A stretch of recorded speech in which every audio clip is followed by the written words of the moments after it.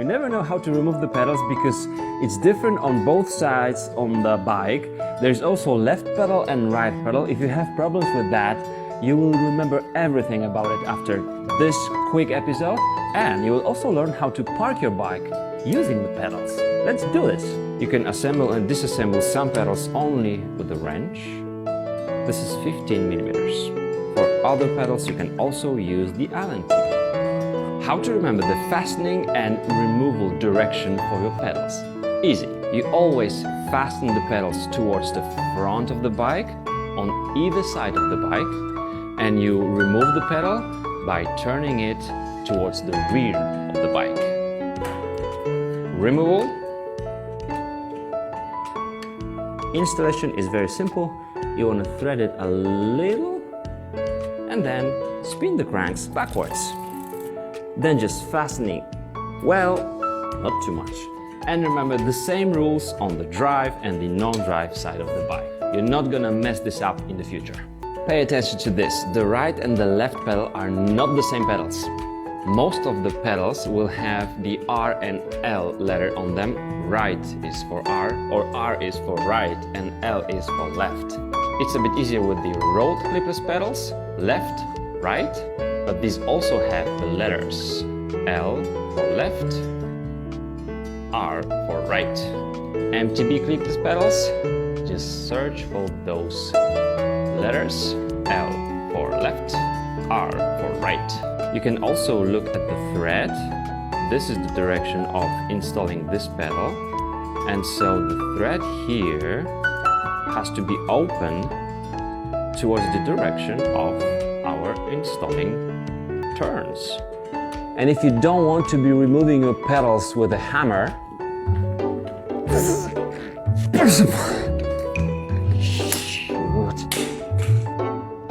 you grab your grease, grab the pedal. I like to use like a little brush or something. Apply some grease to the thread. This is the platform pedal. These are the platform flat pedals. And if you want to become a master of MTB technique, you want to learn all these jumps and bunny hops, I recommend that you at least start with the platform pedals.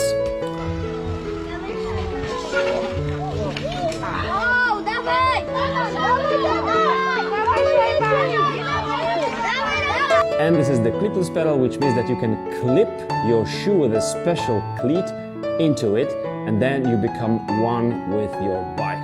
But you won't learn the technique as well as you would on the platforms. The clipless pedals will also have the resistance adjustment. If you are just a beginner SPD user, I will really recommend you to set it to the minimum. Remember to do it on both sides.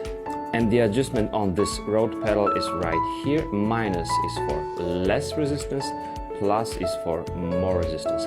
Less means that it will be easier for you to unclip. How do you know that your pedals need some maintenance? You just grab them like this and find out if there is any play. You can even hear it. That means you might need to service the bearings. Some bearings, like on these pedals, are serviceable. You can clean them and you can reset the play on them.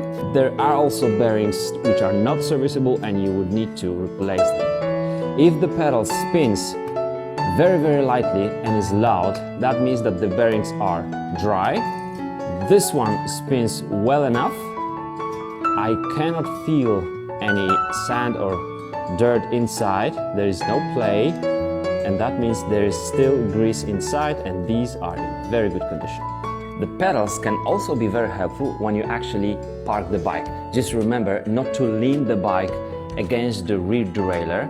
If you need to put it down, do it on the non-drive side. This pedal up and nothing will be scratched. But if you put this pedal down, it won't be nice. You can also park the bike like this.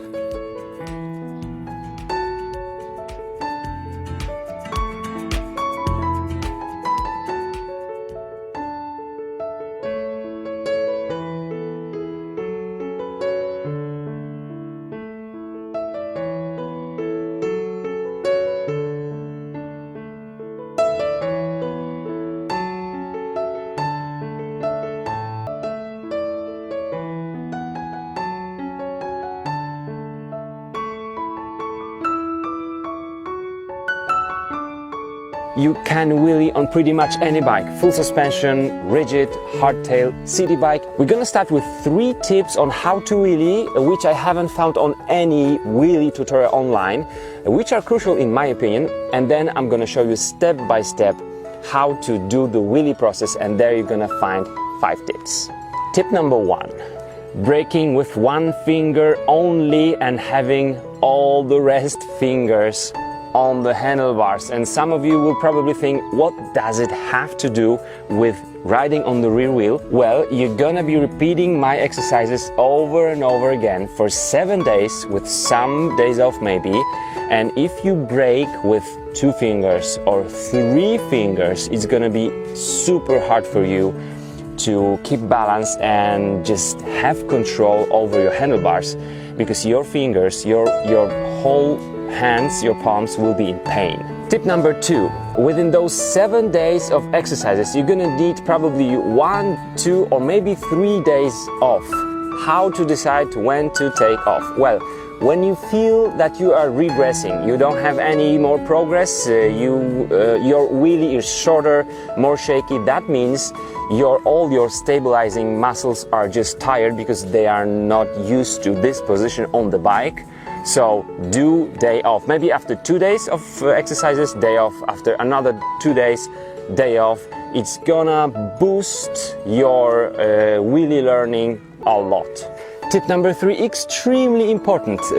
Where should our focus be? Of course, on the distance we want to make, but also, what are we gonna use to steer the bike? The handlebars, kind of. Our pedals and maybe the knees to balance, kind of. But the most important thing is our pelvis, our butt and the saddle. This is the place where we actually keep balance, but also when we tell our bike what to do. If you get your focus right there, you're gonna learn how to wheelie 10 times quicker. All right, we're gonna turn to day number 1, and I know you're excited about that.